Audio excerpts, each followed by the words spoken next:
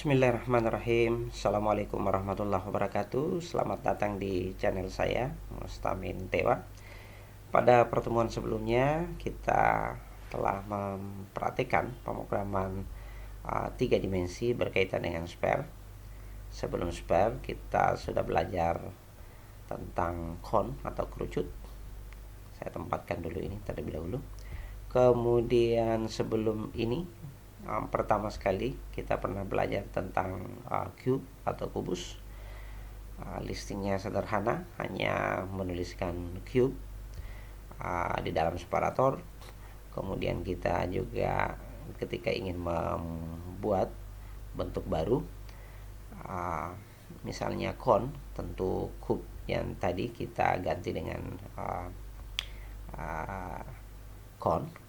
Kemudian pada saat kita ingin menggantinya dengan sebuah bentuk seperti bundaran bola, maka kita bisa membuatnya dengan mengganti listingnya menjadi sphere. Saya kira 3 perbedaan ini, dan pada kesempatan kali ini kita akan mencoba membuat lagi satu program untuk silinder. Ini dia.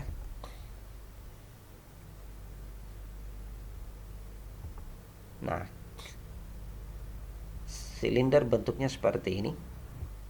Dengan kita membuat silinder, maka secara lengkap kita sudah mempraktekkan semua bentuk-bentuk dasar di pemrograman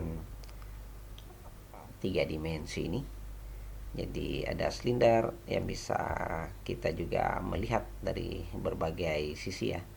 Ini dia. Kita bisa putar, kita bisa lihat dari sisi satu ke sisi yang lain. Kemudian seperti biasa kita bisa meletakkannya fit seperti apa. Ini dia ukurannya. Secara keseluruhan dari browser yang kita gunakan, ini akan terletak di dalam area pandangan kita, dan ketika kita ingin menempatkannya kembali, saya kira seperti biasa mengklik ini ya, restore, mengembalikan ke posisi semula. Dan bentuk-bentuk inilah sesungguhnya silinder, sphere, kemudian ada cone dan cube yang akan kita kombinasi satu dengan yang lain untuk membuat objek-objek baru lainnya. Jadi misalnya kota ini kita susun menjadi tiang, kemudian barangkali di waktu yang lain kita menambahkannya dengan sphere untuk bentuk-bentuk yang berbentuk bundar seperti ini. Kemudian mungkin saja di bagian-bagian tertentu kita memberikan kerucut. Jadi misalnya menara ya, itu bisa kita buat seperti ini, atau pohon-pohon yang akan kita buat ya bisa saja di ranting-rantingnya kita letakkan bentuk-bentuk seperti ini. Tentu kita tidak bisa membuat lingkungan yang persis sama dengan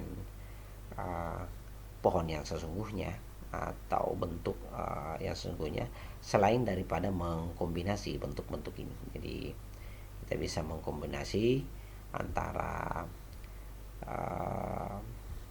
kubus, kemudian kerucut, kemudian bundaran seperti ini atau sphere, dan bentuk silinder seperti ini. Jadi kalau mau berbentuk silinder, ya tentu ini kelihatan sisinya sangat tentu sedikit berbeda dengan ini ya, karena ini lurus, kalau ini ada lengkungan seperti silinder. Dan ketika kita mengintip listingnya, saya kira secara sederhana bisa kita lihat silinder ini juga sama. Di notepad akan kita lihat silinder, cuma ini ketika kita menggunakan VRML versi 1 ASCII. Jadi ada silinder, ada sphere, ada cone, dan ada cube. Semoga ini semua melengkapi materi-materi Anda tentang pembelajaran dasar-dasar pemrograman 3 dimensi dari objek-objek standar yang telah kita praktekkan sebelumnya. Selamat mencoba, semoga Anda semua berhasil. pastikan tidak ada yang keliru dalam penulisan, karena ini juga case sensitif. Tentu membedakan antara penulisan huruf kecil dengan huruf besar, kesalahan sedikit saja bisa menyebabkan pemrograman Ananda atau hasil yang Ananda harapkan tidak berjalan seperti biasanya. Selamat melakukan praktikum dan semoga berhasil. Assalamualaikum warahmatullahi wabarakatuh.